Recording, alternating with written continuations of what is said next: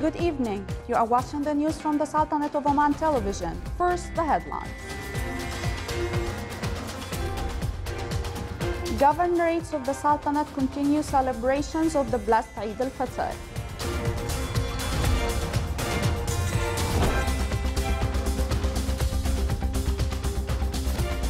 Ministry of Tourism affirms its readiness to receive visitors of Kharif season through forming work teams and rendering new services.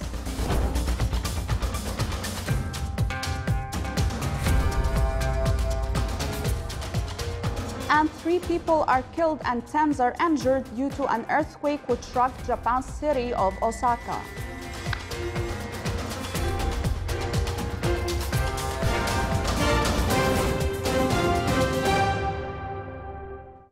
Those were the headlines. Now for the news in detail. Rejoicing the happy Eid al-Fitr, citizens of the wilayas of Awabi and Wadi al-Maawil in the governorate of South al-Batina organized a celebration on this great occasion. It was held in Stal village in the wilaya of Awabi. It aimed to install on the new generation the Omani traditions. The event included a traditional arts festival. Some traditional art troupes performed some arts such as a resha. Among the activities are children corner and theatrical shows.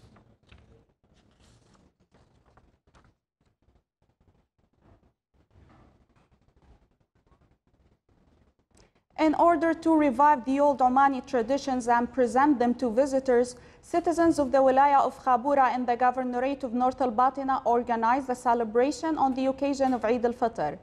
The activities included a heritage tent in which various traditional arts were performed. An exhibition was also organized that showcased some old artifacts and items. The event also included a horse ride show and gliding show. The celebration also included some activities for the children.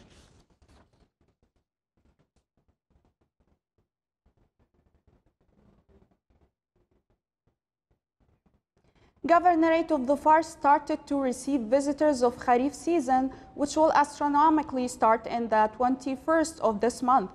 The Ministry of Tourism affirmed its readiness to receive tourists through the forming work teams, which are meant for facilitating visitors' entry to the governorate. The work teams are also meant for running both temporary and permanent touristic information centers. These centers will be available at Salalah Airport, cross borders, and premises of the Dhofar Municipality Entertainment Center. These centers provide Kharif season visitors with all the touristic and guidance information. They as well provide tourists with booklets and maps which include data about hotels, hotel apartments, restaurants, markets, touristic and civilizational landmarks, as well as petrol stations in the governorate.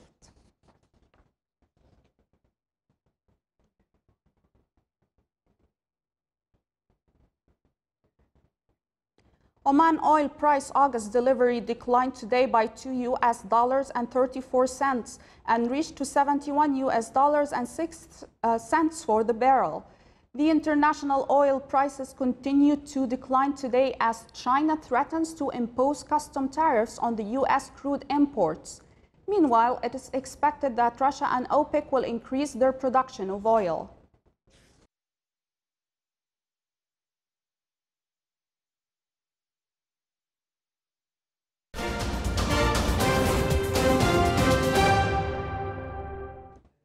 An airstrike has killed nearly 40 pro-government foreign fighters in eastern Syria, with a U.S.-led coalition denying accusations from Damascus that it was behind the attack. The strike just before midnight hit Al-Hari town controlled by regional militias fighting in the complex 7-year war on behalf of President Bashar al-Assad. The Syrian Observatory for Human Rights, a Britain-based monitor of the conflict, said it was one of the deadliest air attacks on the government loyalists in the recent months. Syrian state media reported the attack overnight, citing a military source and accusing the US-led coalition fighting the Daesh groups of carrying it out. It said several people were killed and wounded, but didn't give a specific number or their nationalities. A powerful earthquake rocked Japan's second city of Osaka today, killing 3 people and injuring more than 200. According to an official, there was no large-scale destruction and no tsunami warning issued after the earthquake, although commuters were stranded and tens of thousands were left without power. Among the casualties was a 9-year-old girl who died in the city of Takatsuki, north of Osaka, reportedly trapped by a collapsed wall following the 6.1 magnitude earthquake. Prime Minister Shinzo Abe told reporters the government was working united with its first priority on saving people's life.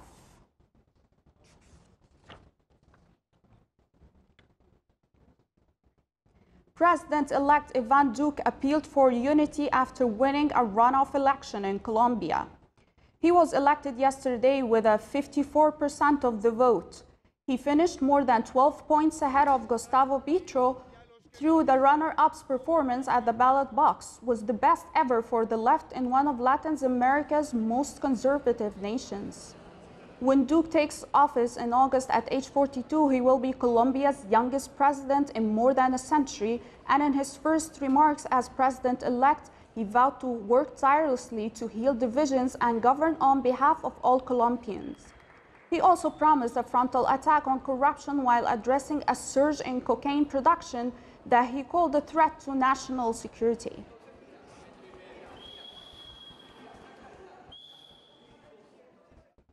The Hawaii Army National Guard says a survey of the Kilauea volcano eruption shows a sizable cone has developed around Fissure 8 and that the river of lava flowing from its over 30 meters across and moving quickly.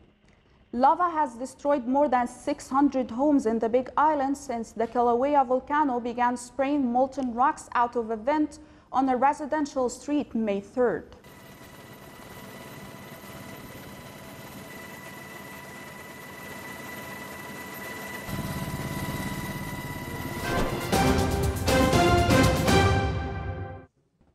Now for the general weather forecast around the Sultanate.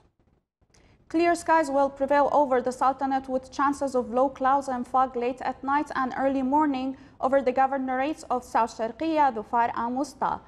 Winds will be northwesterly light to moderate and seas will be slight with a maximum wave height of 1 meter.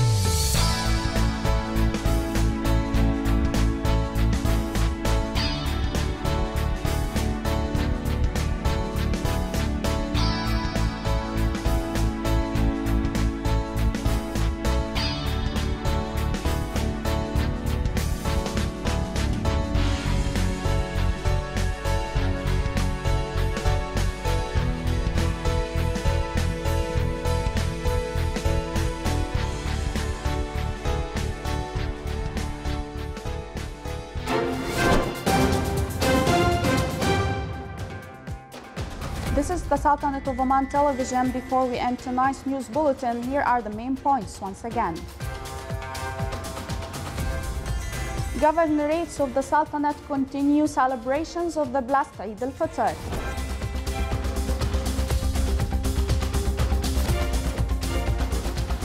Ministry of Tourism affirms its readiness to receive visitors of Kharif season through forming work teams and rendering new services.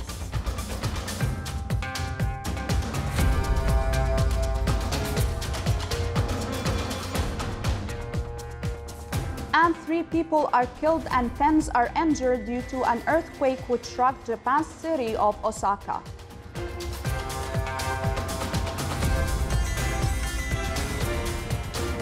With that, we come to the end of tonight's news bulletin. From all of us here at the newsroom and the studios, thank you for watching and good night.